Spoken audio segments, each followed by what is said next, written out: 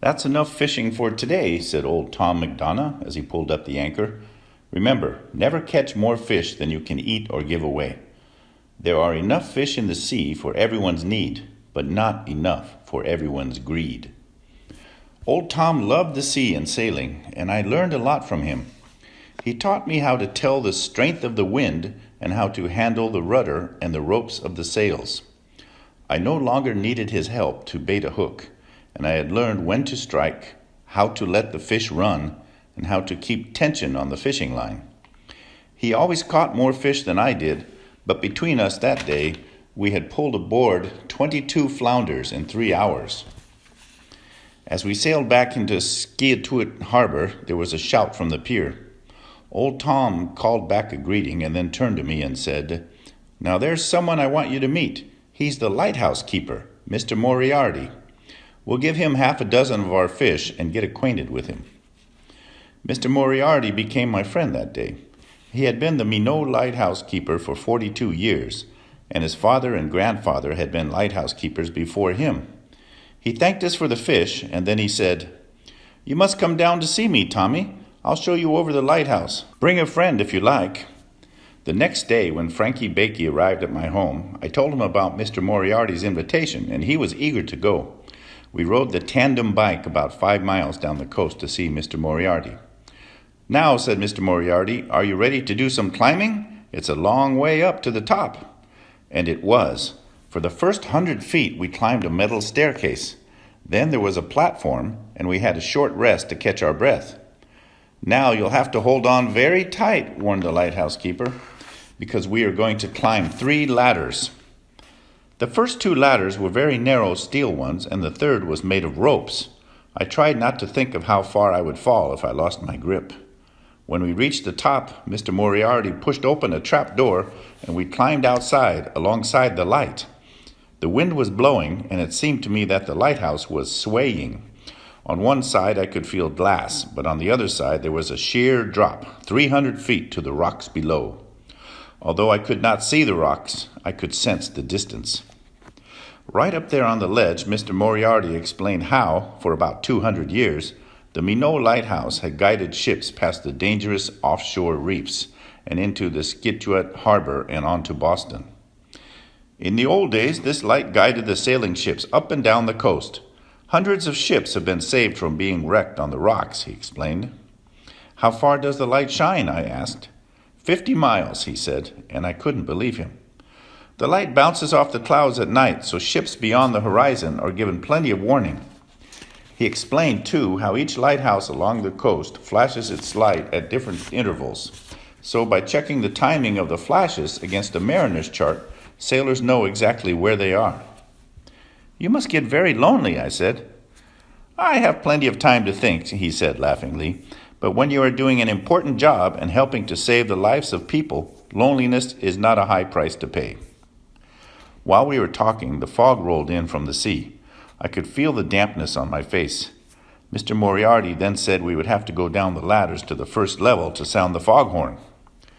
While we were climbing down the rope ladder, Mr. Moriarty told us the story of how his grandfather had fallen from this same ladder and had broken his leg, and how, although he was in great pain, he continued to keep the foghorn going all night by pumping bellows. That was in the days before they had installed an electric foghorn with a timing device, which automatically sounds the warning. On the platform above the spiral staircase, Mr. Moriarty led me to the desk and placed my finger on the button. "Tommy, you can start the foghorn today," he said. "There will be many sailors out there who will thank you for it." I pressed the button, and the foghorn wailed. Curiously, inside the lighthouse, the sound was not loud at all, but I could hear the echoes of the foghorn bouncing off the cliffs and buildings far away. Before we left him to cycle home, Mr. Moriarty gave Frankie and me a meal of baked beans and mugs of steaming coffee. I did not know then that a week later I would be the one to thank Mr. Moriarty for his vigil in the lighthouse. Tommy Haley's father had built for himself a 16-foot sailboat, and he allowed Tommy to sail it. One day Tommy invited Frankie and me and 2 of the neighborhood girls, Barbara Howard and Eileen Kilgariff, to go out for a day's fishing and to explore the mouth of the North River, about 8 miles up the coast. We stocked a picnic hamper with tuna sandwiches, Cokes, a few candy bars, and set sail out of Skeotit Harbor. The sun was shining and there was a good breeze blowing. We turned into choppy water at the mouth of the North River and sailed on a high tide to a sandy beach fringed by reeds and marshes.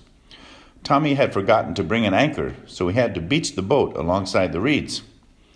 It was a great day for a picnic and a great place for seabirds.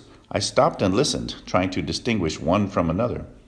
I had been learning to recognize the different sounds of the different species and could identify many of them for my friends. We took our picnic hamper and set off down the beach, exploring as we went and looking for a good place to swim. The boys took turns carrying the hamper. We played games and swam, and then ate our picnic lunch. Tommy looked at his watch and decided it was time for us to be headed home. We had been gone about 3 hours. When we got back to the place where we had left the boat, the tide had gone out and the boat was left high and dry in the mud. That meant that we would have to wait for the incoming tide, but by then it would be dark. That thought didn't worry us much because the boat had lights and Tommy knew the coast well. So we waited. But about mid-afternoon, the fog once again swept in from the Atlantic, closing in around us. Now we were in trouble, and our trouble doubled at high tide when the outboard motor failed to start. We would have to rely on sail alone. The situation was getting more and more serious. As the fog grew thicker, the girls began to cry. Without an anchor, we could drift onto the rocks or even out to sea. In fact, we could hear the sea beating against the rocks not far away. Suddenly, the foghorn sounded. The sound was very faint, and I was the first to hear it. My heart leaped. "Listen," I said, and everybody became very quiet. "I can guide us home. I can tell exactly where the sound of the foghorn is coming from." At first, Tommy didn't trust me. He thought it would be better if we allowed the boat to drift and to wait for the fog to lift. But the sound of the waves beating against the rocks soon persuaded him to put up the sails. I handed over the rope of the jib sail to Barbara, and Tommy handled the tiller. Then I went forward to the bow and listened to the foghorn of the Minot lighthouse. I recognized the sound, a high note and a low note every 5 seconds. We could hear the sounds of other boats, but my ears were tuned to pick out the one sound that would guide us back to safety. "More to the left," I shouted to Tommy at the tiller. "Now, more to the right." I had not yet learned to use the words port and starboard. "Ooh, ah," wailed the foghorn, and I pictured Mr. Moriarty in the snug quarters of his lighthouse, thinking about the sailors who depended on his vigilance. Suddenly, we hit something. The boat lurched, and I grabbed the bow rail just in time to save myself from falling overboard. At first, we thought we had hit a rock, but there was no sound of a hull being ripped. I yelled to Tommy to drop the sails, but Barbara, who was an experienced sailor, had instinctively released the jib, which was now flapping. For a moment, we were all frozen with fear. I noticed, though, that there was no longer a splash of water against the bow. We were dead still. But why? Eileen was crying softly. "We are sinking," she sobbed. "I know, we're sinking." Tommy pulled up the bottom boards and said that there was no water in the bilge. The hull was obviously still sound, but there had to be something holding us. I crept around the boat, feeling with my hands against the outer hull at the water level. Then I found what the trouble was. We had hit a lobster boat buoy, and its hawser had become entangled with our outboard motor. We had been so preoccupied with the fog and getting home that we had forgotten to lift the motor when we set sail. A moment after realizing what had happened, I was aware of a new danger. A faint throb began to grow louder and louder. It was the noise of a boat's engine, and the boat was bearing straight down on us. The others had not noticed the sound. I yelled, "All of you shout as loud as you can. There's a boat coming right at us." We all screamed out together. The crew of the other boat must have heard us because it suddenly swung away and puttered out of earshot into the fog. But we were still stuck and likely to be run down again any minute because this channel was one of the busy ones. Tommy felt over the taffrail but could not free the hawser. "Why don't you dive into the water?" I asked. "Because it's too dark. I can't see anything," he replied. "Perhaps I can do it," I said. "I'm quite used to the darkness." I didn't much like the idea of going into the water myself because there had been reports of sharks in the area.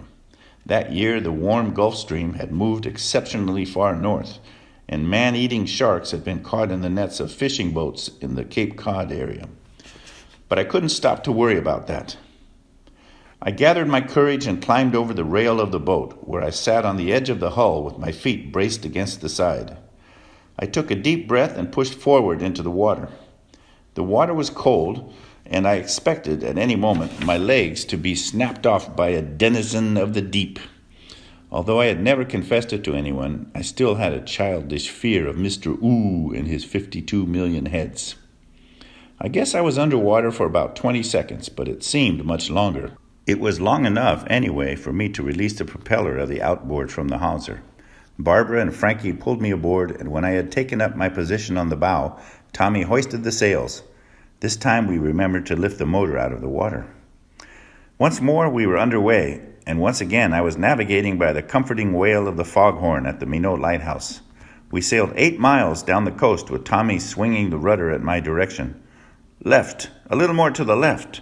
Hold her steady. Right. That's fine. We could not have steered a better course on a compass, and as the foghorn grew louder, I knew that we were nearing home. I had to concentrate so hard that I quite forgot to be afraid. Even Eileen began to find the voyage exciting. It was Eileen who first spotted the light from the lighthouse. She said it was at first very blurred by the fog, but she came up and joined me at the bow and took over the job of giving directions. Hungry and tired, we pulled alongside the Skiotate Pier and tied up. Our parents were waiting for us. They had gotten in touch with the Coast Guard, who were out looking for us. A radio message notified the Coast Guard vessel that we were safely home. The next day, Frankie and I went back to see Mr. Moriarty at the lighthouse, and he listened in silence as we told him about our adventure. All of us had pooled our pocket money and bought him a gift. It was a London-made pipe. He lit up his new pipe while we were there and told us stories about schooners he had sailed on as a boy, and about a pirate ship that was seized off the coast when his grandfather had guarded the lighthouse. Mr. Moriarty made the history and adventures of the sea very exciting, and I told him that one day I planned to visit places far away. "Ah, yes," said Mr. Moriarty, puffing at his pipe. "But like me, you'll always want to come back home. I can always tell when I'm near home, even with my eyes shut." "How can you do that?" I asked. "I can smell 1,000 Irish stews, even when I'm 5 miles out to sea." "Next time I'll use my nose instead of my ears," I laughed. Mr. Moriarty clamped a gnarled hand across my shoulders and said, "Tommy, there are not many sailors with the sharpest eyesight who could have done what you did last night. Find home port in a fog without a compass." Even now, long years and many adventures later, whenever I hear a foghorn, I think of Mr. Moriarty, and I even seem to be able to smell the tobacco burning in his new pipe.